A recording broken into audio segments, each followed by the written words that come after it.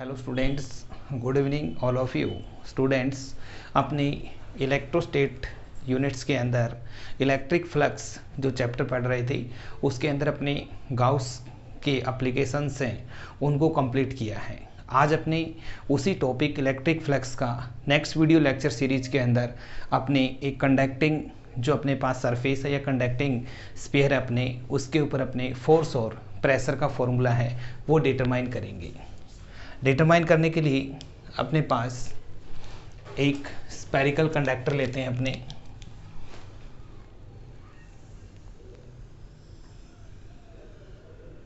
Conductor है तो अगर अपने इसको चार्ज देंगे तो चार्ज इसके सरफेस पर इक्वल रूप से क्या होगा, डिस्ट्रीब्यूट हो जाएगा।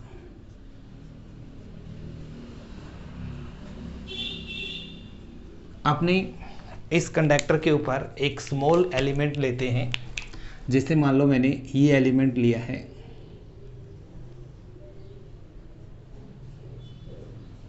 इस एलिमेंट पे चार्ज अपने पास कितना है, dq है।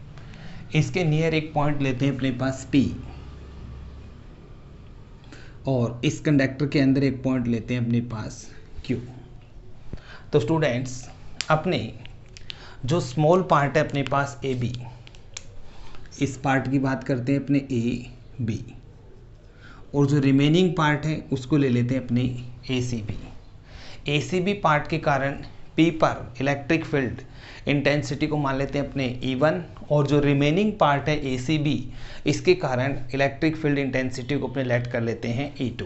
तो देखिए एट पॉइंट P के ऊपर यहाँ पर चार्ज कौन सा है अपने पास, प्लस, तो इसके कारण इंटेंसिटी को E1 लेट करा है तो प्लस से आउटवर्ड क्या होगी, डायरेक्शन आउटवर्ड E1 वेक्टर, और यहाँ पे रिमेनिंग पार्ट भी चार्ज कौन सा है, प्लस, तो इससे डायरेक्शन क्या आएगी, आउटवर्ड, तो इसको लिख देंगे अपने E2 वेक्टर। तो P पॉइंट पर इंटेंसिटी है, इसके डायरेक्शन अपने पास क्या है, सेम है, तो ये इंटेंसिटी अपने पास क्या हो जाएंगी, EP पे इंटेंसिटी होगी वो ऐड हो जाएगी E1 प्लस E2। ऐसे ही अपने Q पे पॉइंट पे इंटेंसिटी निकालते हैं, AB पार्ट के कारण यहाँ पे चार्ज प्लस, तो इससे डायरेक्शन क्या होगी, आउटवर्ड, तो इसको लिख दूंगा मैं E1 वेक्टर, और रिमेनिंग पार्ट यहाँ पे चार्ज कौन सा है, प्लस, तो इससे डायरेक्शन क्या होगी, आउटवर्ड, तो इसको लिख दूंगा मैं E2 वेक्टर। यानी मैंने जो AB पार्ट है इसके कारण जो इलेक्ट्रिक फील्ड इंटेंसिटी जिस पॉइंट पे प्रोड्यूस होगी अपने P और Q पे, इसको मैंने E1 लेट कर रखा है, और जो रिमेनिंग पार्ट है ACB इसके कारण जो इंटेंसिटी प्रोड्यूस होगी इसको मैंने E2 लेट कर रखा है। अब अपने पॉइंट P की बात करते हैं। एट पॉइंट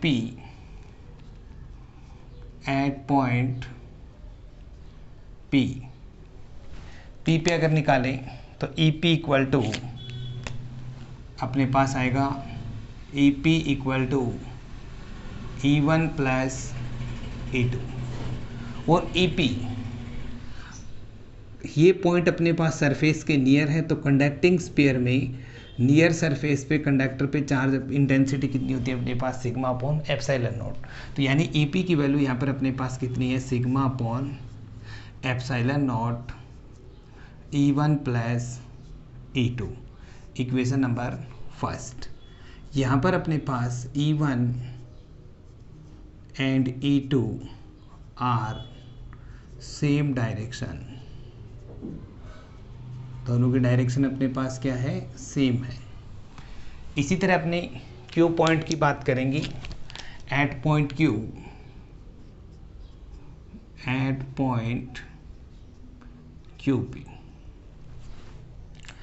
पे जैसे आप निकालेंगे तो Q पे डायरेक्शन अपने पास क्या है, अपोजिट है, तो EQ equal to E1 minus E2। E1 and E2 are opposite direction, दोनों के डायरेक्शन क्या है, अपोजिट है। और कंडक्टर के अंदर क्योंकि चार्ज अपने पास कहाँ पे है, सरफेस पे, और टोटल चार्ज पर सरफेस पे है, तो कंडक्टर के अंदर EQ इलेक्ट्रिक फील्ड इंटेंसिटी कितनी होती है, 0। तो यहाँ से E की वैल्यू रख देंगे 0 equal to E1 minus E2 या E1 equal to E2, equation number 2। ये अपने पास सेकेंड इक्वेशन आ जाएगी। अब अपने यहाँ से E1 की जगह यहाँ पे क्या रिप्लेस कर सकते हैं, E2 रिप्लेस कर सकते हैं। तो four equation first, sigma upon epsilon naught E2 plus E2, तो sigma upon epsilon naught 2E2, तो E2 equal to sigma upon epsilon naught equal to 2E2, तो E2 equal to sigma upon 2 epsilon naught. ये आ जाएगी अपने पास equation number third. यानी electric field निकाला है अपनों ने और E2 की value sigma upon 2 epsilon naught, और जो AB है उस पर अपने पास जो चार्ज है वो कितना है, dq है। तो amount of charge on AB element, amount of charge on AB element is dq। AB जो अपना एलिमेंट है इस पे अपने पास चार्ज कितना ले रखा है अपनों ने, dq है। तो द फोर्स ऑन एलिमेंट, इस पे फोर्स निकालेंगे तो अपने पास क्या हो जाएगा, dF equal to E2 dq, क्योंकि E इक्वल टू अपनों ने फॉर्मूला पढ़ा था dF बाई dq। तो अपने यहाँ से dF equal to E2 into dq, तो dF इक्वल टू E2 की वैल्यू है sigma upon 2 epsilon naught dq। तो ये अपने पास फोर्स के लिए रख दिया अपनों ने। dF equal to sigma upon 2 epsilon naught, repeat कर रहा हूँ स्टेप में, इंटू dq। अपने फॉर्मूला पढ़ा था sigma equal to dq by da, तो dq की वैल्यू आप निकालोगे तो यहाँ से कितनी आएगी, सिग्मा da। तो dF equal to sigma upon 2 epsilon naught sigma da, या dF equal to sigma square 2 epsilon not da। ये अपने पास आ जाएगी इक्वेशन नंबर 4। अब अपने एक फॉर्मूला जानते हैं, इलेक्ट्रिक फील्ड अपने पास कंडक्टिंग स्फीयर पे E equal to sigma upon epsilon naught होता है। ये फॉर्मूला अपने पीछे पढ़ के आ चुके हैं, E equal to sigma upon epsilon naught. तो यहाँ से आप सिग्मा की वैल्यू रखोगे तो E एप्सिलॉन नॉट आ जाएगी, तो dF equal to E epsilon naught का स्क्वायर 2 एप्सिलॉन नॉट da, यानी फोर्स निकल जाएगा dF equal to half epsilon not E square da। ये इक्वेशन नंबर अपने पास आ जाएगी 5। तो अपनों ने फोर्स 2 कंडीशंस में निकाला है, एक सिग्मा की फॉर्म में लिखा दिया अपनों ने और एक इलेक्ट्रिक फील्ड की फॉर्म में आया है। तो फोर्स के फॉर्मूले हो गए अपने पास sigma square upon 2 epsilon not da, या आपने कह सकते हैं half epsilon not E square da। अब अपने स्टूडेंट्स यहाँ पर अगर अपने बात करें टोटल फोर्स की, टोटल फोर्स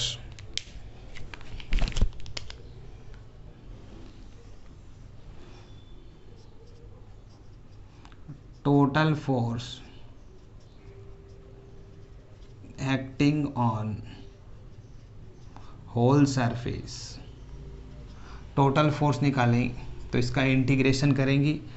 अपने पास सरफेस इंटीग्रेशन क्या है, sigma square upon 2 epsilon not da, या आपने लिख सकते हैं integration of surface half epsilon not E square da। तो ये अपने पास टोटल फोर्स का फॉर्मूला जाएगा, इसको अपने इक्वेशन नंबर 6 डाल देंगे। तो ये अपने पास इस सरफेस के लिए फोर्स का फॉर्मूला निकल गया।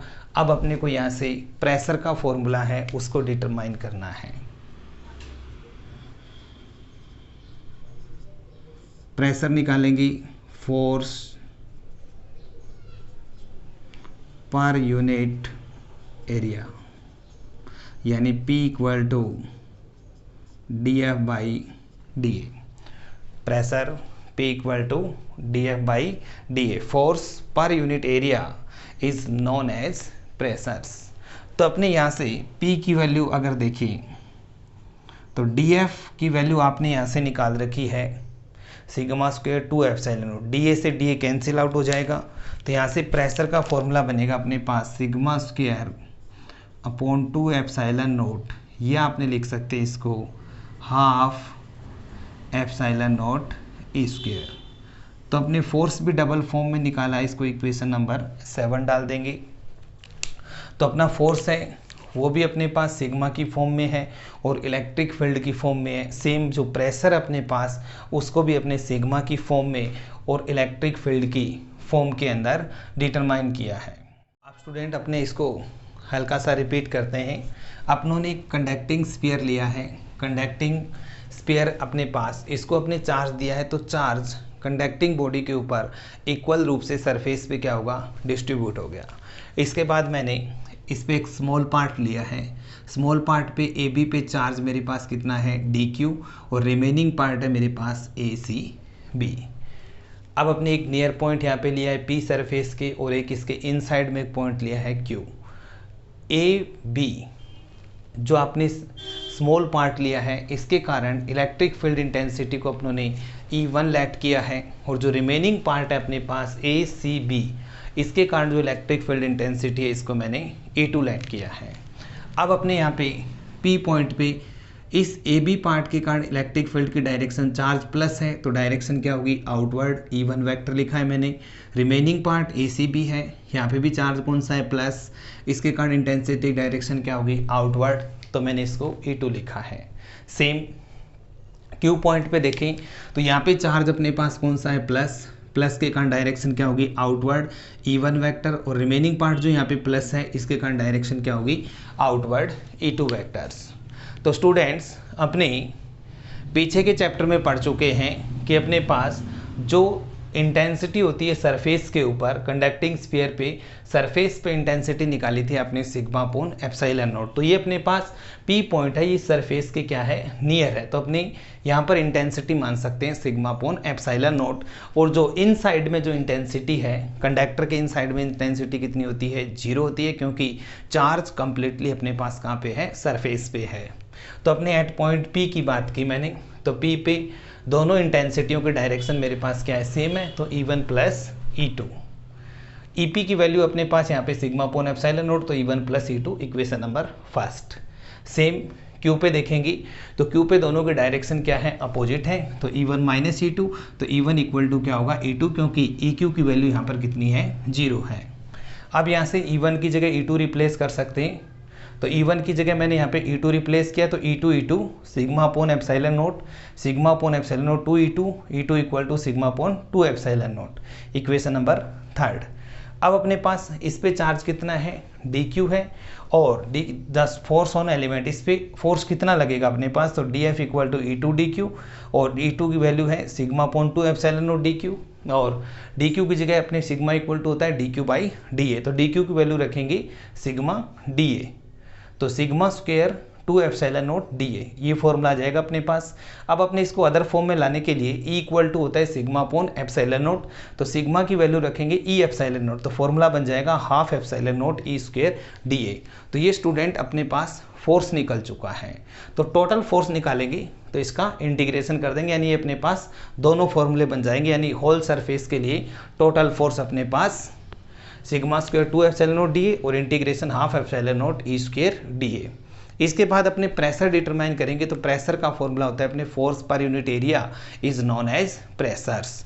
तो प्रेशर को लिख सकते हैं P equal to DF by DA, P equal to sigma square upon 2 epsilon naught equal to half epsilon not E square. तो इस तरीके से स्टूडेंट्स अपने इस वीडियो लेक्चर सीरीज के अंदर कंडक्टिंग जो सरफेस है इसके ऊपर अपने फोर्स और प्रेशर के जो फॉर्मूले हैं उनको डिटरमाइन किया है। तो स्टूडेंट्स उम्मीद करता हूँ आपको वीडियो है ये समझ में आई, इसलिए वीडियो को लाइक करें और ज़्यादा से ज़्यादा शेयर करें। Thank you.